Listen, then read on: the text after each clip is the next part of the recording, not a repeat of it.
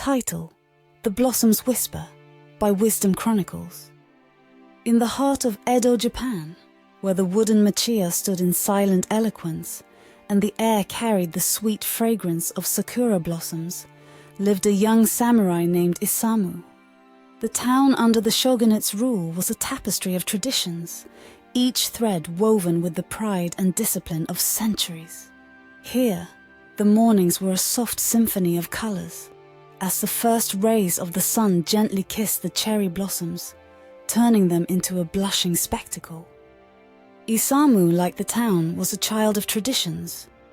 His life was a series of meticulously performed rituals, from the graceful art of ikebana that filled his home with silent stories, to the serene tea ceremonies where every gesture was a verse in a poem of hospitality. In the quiet of early morning, when the town still slumbered, he would practice his martial arts, each movement a whisper of strength and control. Yet, within Isamu's heart there stirred a silent storm. It was a curiosity, a fascination with something beyond the seas that surrounded his island nation. This curiosity was fueled by forbidden books from the Western world, smuggled into Japan through covert channels. These books, with their strange alphabets and peculiar ideas, were like windows to a world he was taught to shun, but couldn't help but yearn to understand. The cherry blossoms, in their ephemeral beauty, were a symbol of Isamu's life, brief, beautiful, and bound to the winds of change. He saw in them a reflection of his own existence, destined to fade away in the duty and honor of a samurai. Yet, he also saw in them a metaphor for the fleeting moments of freedom he found in the pages of his hidden books. Isamu's double life was a carefully guarded secret. By day, he was the embodiment of a samurai, disciplined, loyal, and unwavering. But by night, under the soft glow of a lantern, he was a scholar of the foreign, his mind wandering the streets of distant lands. The taste of matcha during the day was starkly different from the forbidden words he consumed at night. The town, with its bustling streets where merchants called out their wares and artisans displayed their exquisite craftsmanship, was oblivious to Isamu's inner conflict. The clack of getter on the streets, the laughter of children chasing each other, and the sight of kabuki actors in their vibrant costumes formed the backdrop of his life. As the cherry blossom season approached its peak, the town prepared for the annual festival. It was a time when the beauty of nature was celebrated, when families gathered under the sakura trees to admire their transient glory. Isamu too looked forward to the festival, but this year it was with a heart heavy with decision. The number of foreign ships on the horizon had been increasing, a foreshadowing of the inevitable end of Japan's isolation. Isamu knew that the world he knew, the world he was sworn to protect, was on the cusp of change. The arrival of these foreign vessels was like a distant drumbeat, a herald of a new era.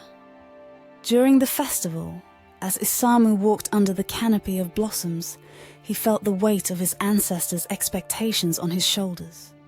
His family, his lord, and his country demanded his loyalty, but his heart demanded truth. The conflict within him was like a sharp blade, and he knew the time to choose was near.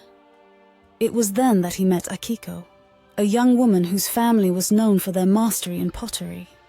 Her eyes held the depth of the midnight sky, and her smile was as gentle as the cherry blossoms.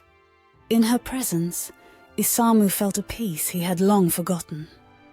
As they walked together, Akiko spoke of the beauty of their traditions, of the pride in their craftsmanship. But in her words, Isamu also heard a hint of curiosity, a subtle yearning for the unknown. She too had noticed the foreign ships, and in her eyes there was a glimmer of wonder. Their conversations became the highlight of Isamu's days. With Akiko he could express his thoughts and fears. She listened, not with judgment, but with an understanding that bridged the gap between duty and desire. One evening, as they sat by a koi pond watching the fish glide gracefully under the moonlight, Isamu made a decision. He would no longer live in the shadows of his curiosity. He would embrace it, but not at the cost of his heritage. He realized that the true strength of a samurai was not just in upholding tradition, but in understanding its place in an ever-changing world. Isamu chose to become a bridge between the old and the new.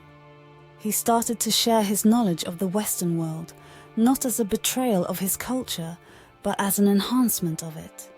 He taught others that understanding foreign ways was not a rejection of their own, but a way to strengthen it, to prepare for the inevitable blending of worlds.